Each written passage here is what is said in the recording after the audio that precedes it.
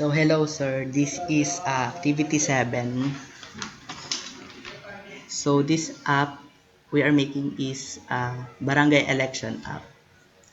So na pwedeng magamit ang ating mga botante sa bawat barangay. So with this app, mas mapapabilis yung proseso ng pagboto na sa halip na pumila sila sa mga polling presence, maaari na nilang gamitin ang app na to para sa pagboto. So kahit na naman nakakabagot makapila sa mga napakahaba at napakainit na lugar para makaboto. But if we have an app na ganito, so less hassle na tayong lahat. At syempre for result naman, mabibilang agad at mare-record ng app. Kaya mas madaling makasiguro ang transparency ng resulta. And ang mga boto ay masisave agad sa system na magiging daan para maiwasan ang mga issue sa recount o mga nawawalang boto. So sa ating mga botanteng malalayo ng tirahan o yung mahirap sa pag-access sa mga voting presents, mas madaling makaboto gamit ang kanilang mobile phone. So ang app na to hindi lang naman nagiging platform na pagboto, ito ay nagiging simbolo ng mas makabago at mas transparent na election na nagbibigay ng pagkakataon sa lahat na maipahayag ang kanilang boto ng ligtas at maayos.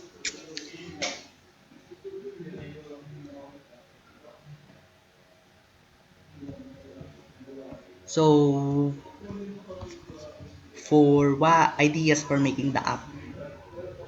Kalaos. So ideas for making the app. So yung idea ng app na to is nahango siya sa national voting system, like gumagamit sila ng machine para magbasa ng balota at mag-compute at magbilang ng boto ng mga tao. So para sa innovation at makasabay tayo sa pag-upgrade ng voting system sa local or barangay elections, makakatulong yung app na to para mas mapadali yung botohan sa barangay. Unlike na pipila pa sila or written voting, so mas accurate na rin na sa mobile application kasi kinukompute na nito yung voting, yung vote ng bawat partido or kandidato. So mas mabilis yung botohan. Kumbaga isang araw lang tapos na yung resulta. So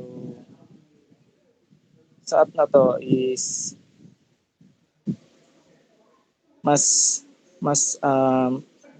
mapapadali yung pagboto ng mga tao sa barangay, unlike yung mga hindi makalabas ng bahay. So pwede silang gumamit ng cellphone lang, application, ganun. So yun lang. Next is app ay software use.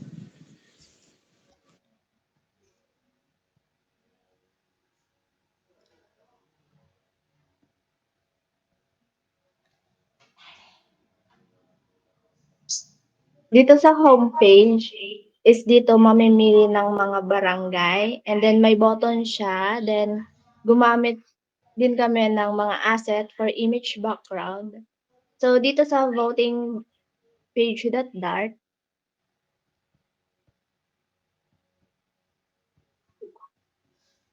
is may mga position dito like barangay captain, barangay councilor, SK chairperson, SK councilor.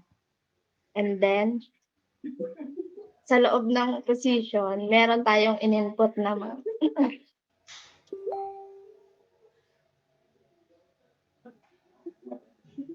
Then sa loob ng mga position, meron tayong in-input na mga candidates.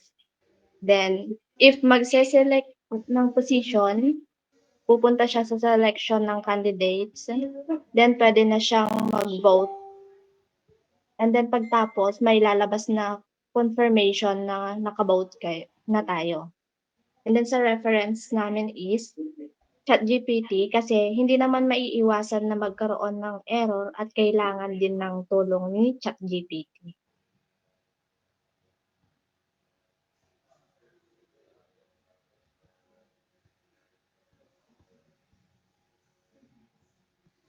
So may I call Jennifer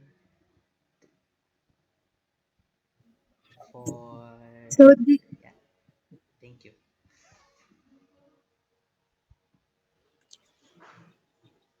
yung mga hindi pa nailagay na features, so ang gusto lang namin maidagdag ganon,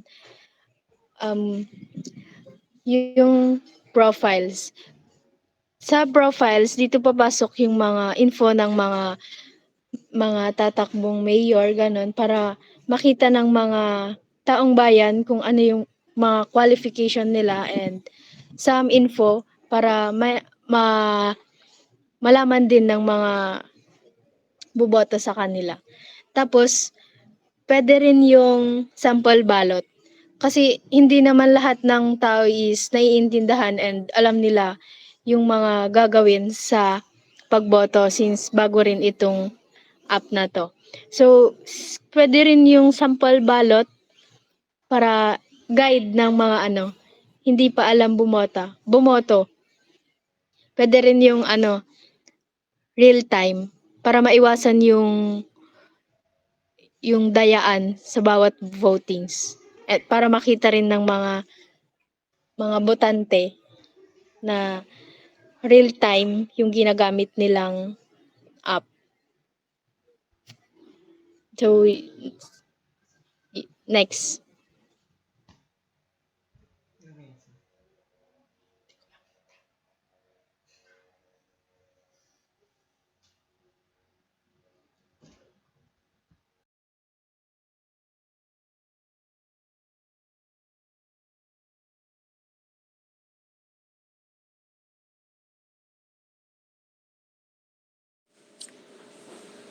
So, since tapos na yung topics, I would like to summarize our application, which is Barangay Election app for Agno. So, it features a user-friendly interface that allows voters to select their preferred candidates for various positions within every barangays. The interface displays a list position including barangay captain, barangay councilor, SK chairperson, and SK councilor with input fields for voters to enter their choices. So after a user selects their preferred candidate, the app displays a confirmation message indicating the successful completion of the vote. So our application aims to streamline the voting process by allowing users to easily select their preferred candidate from different barangay. Also, our app development amplifies the use of technology to enhance democratic participation and improve election efficiency.